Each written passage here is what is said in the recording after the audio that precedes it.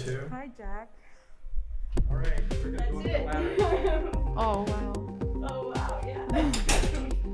All right, here we go. This is our Clean Energy Co-op fourth project. So we've helped finance clean energy systems, mostly solar, in Northeast Pennsylvania. This project is financed by our 97 members. It's been a year and a half in work to make this come through. And we have 83 extra large solar panels that are going to go here on the roof.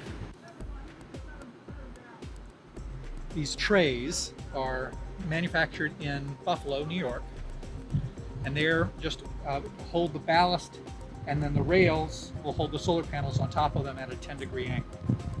So our co-op is focused on building community and clean energy in our region. So we get together, and our membership is $100 for one time, lifetime membership.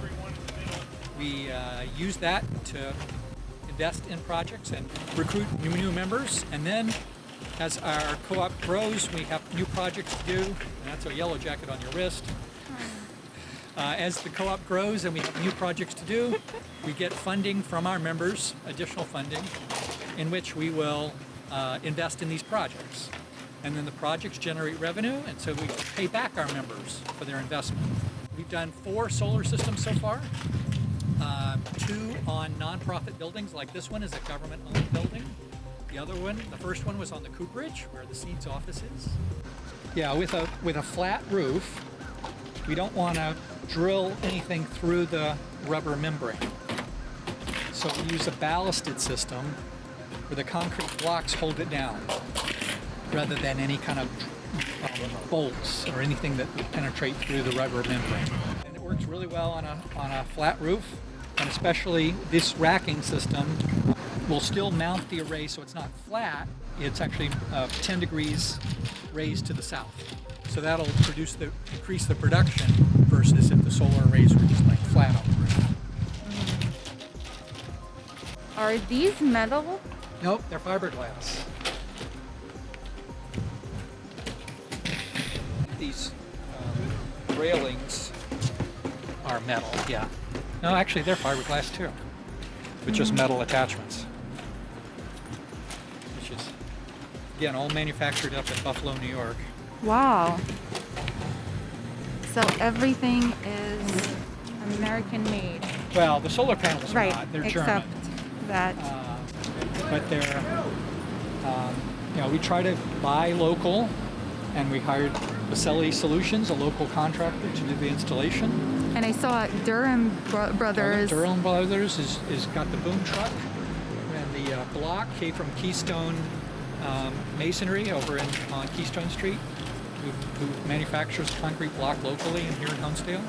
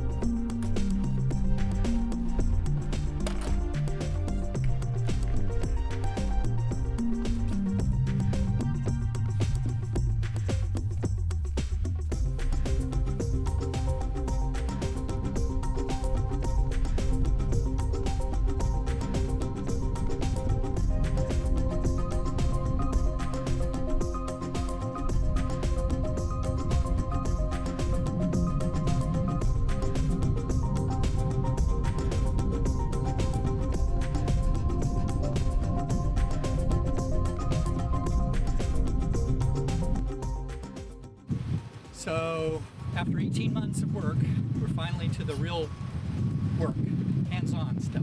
We've got 83 extra large solar panels. They should be mounted on the racking probably later today, but maybe not final until after tomorrow. They've got a whole bunch of electrical work still to do down in the utility room, where they're going to install the inverters. So that work may not finish up for a week or so. And then it has to have an electrical inspection. And then PPL electrical utility has to approve the project as completed as planned, and then we can turn it on. So we're hopeful to have that done by the end of November.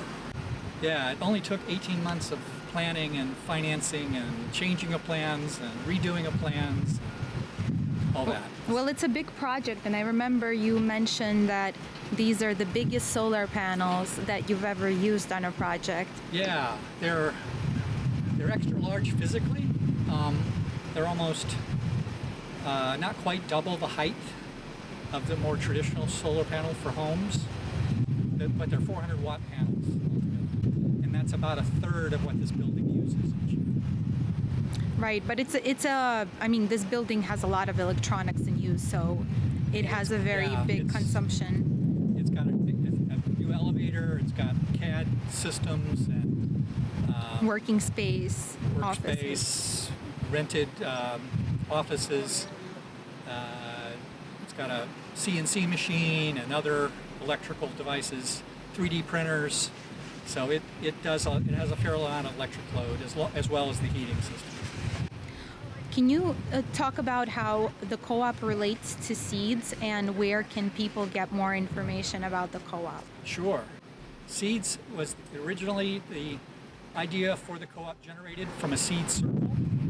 We had a solar circle at the time, and we wanted to do something more significant in the community, but Seeds couldn't apply for the grants that were available because it was a nonprofit. So we created a whole separate legal entity formed under Pennsylvania cooperative law, which means the members are the owners of the organization.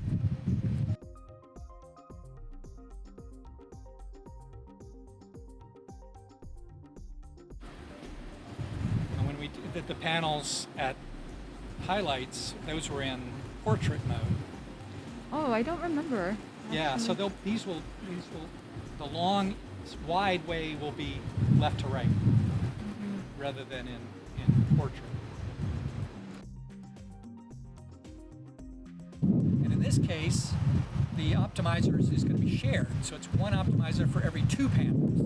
And it will generate a controlled DC voltage and high power that can then go into the inverter, and that inverter will make AC power.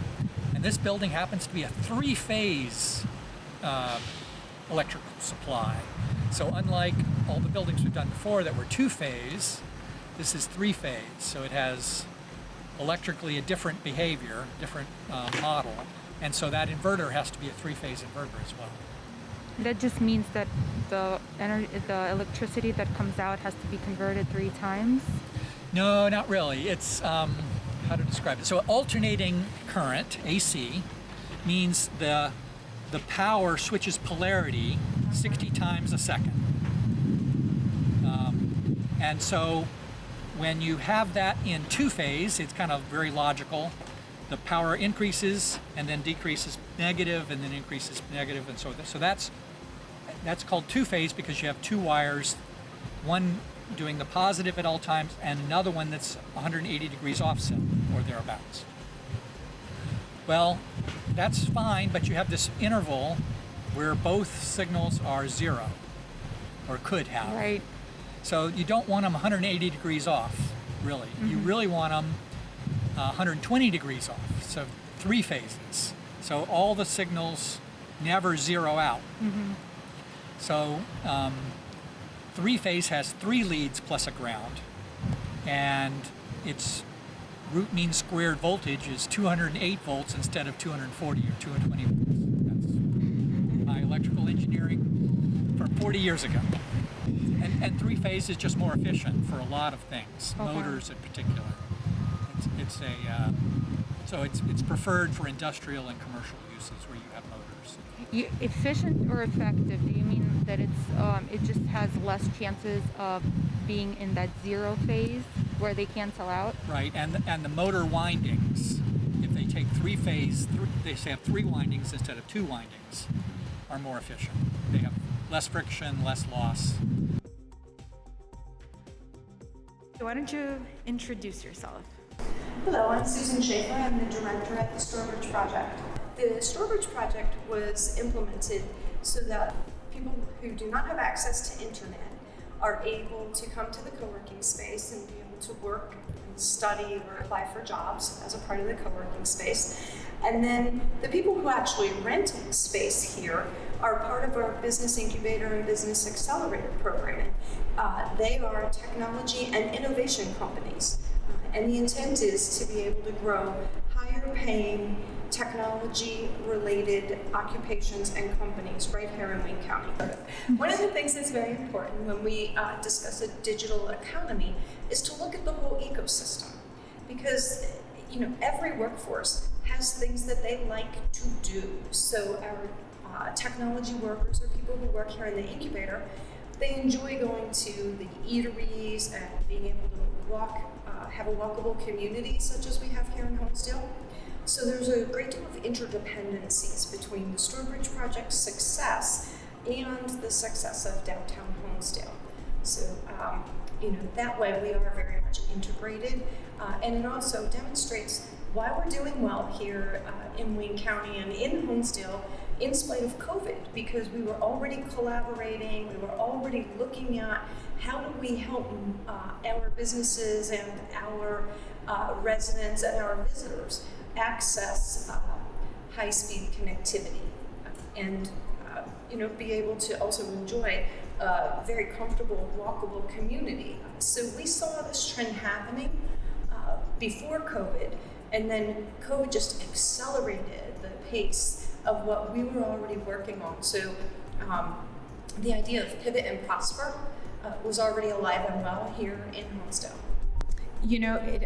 When you talked about what do people in tech want, so they want a walkable community, and it reminded me, I'm always fascinated with Pittsburgh, because Pittsburgh used to be like a steel, manufacturing industry, and then all of that died down. Basically, everything moved overseas, and yet Pittsburgh was able to find another export that they were doing. So they created another industry, which is basically like the tech industry, right? I mean, there's a lot of programmers that live there. So now it became this, so their main commodity that they sell is basically intelligence, right? And I feel like Honesdale is doing something similar. They're attracting intelligent people.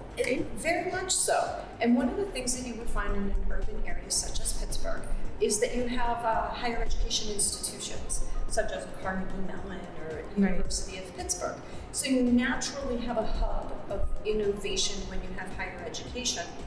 A rural community such as Wayne County oftentimes doesn't have those things. We have only one college that has a remote campus here. We don't have the presence of a higher education institution. We don't have the presence of a large corporate sponsor to be able to fund this facility. So the things that are done in urban areas, we have to be a little bit more creative in how we're going to be able to deploy them. And while we do many of the same things, our outcomes are a little bit different, our audiences are a little bit different. So here at the Stourbridge project, our Wayne County government owns the building. WEDCO, our Wayne Economic Development Corporation, is the administrator of the facility. Wayne Pike Workforce Alliance is our programming partner, and they're a community education council. So this is truly a community-based initiative to be able to lift up our entire community. And by doing that, we're able to bring far greater resources to bear, and that is what's attracting the tech community to this. It's a community spirit, a community initiative, and kudos to our rural community for embracing this type of an approach. So the decision to install solar panels, who made that decision? Is it the government that owns the building? Is it WEDCO that manages it? Who is in charge? Honestly, the Clean Energy Cooperative and SEEDS, they're tremendous organizations, and they have a very civic-minded approach. So many of those people who are part of those organizations also are part of the Stourbridge Project community. So they actually approached it and worked with our county government to be able to have approvals, and then they started seeking the funding to be able to do that through the Clean Energy Cooperative. So it's really another one of those community-based and community-driven initiatives, thanks to our great partners. So since this is a Wayne County-owned facility, they maintain the maintenance of the utilities for us. So really, it's a collaboration, and the contract is between the Clean Energy Cooperative and the county government. Okay, I see. Okay. So So it will power the storage project, and then also put power back onto the grid. And along those lines, we also have installed an electric car charger. So these are things that are innovations that are happening in other areas, and it just makes sense for a hub of entrepreneurship and innovation, such as a storage project, to be able to be a part of that type of innovation. So is there gonna be some opening ceremony or something? Because the panels are almost installed, you know? Are you guys having a big party? Well, one of the things that we're doing is putting together a kiosk that will be able to showcase how much energy the panels are generating at any given time.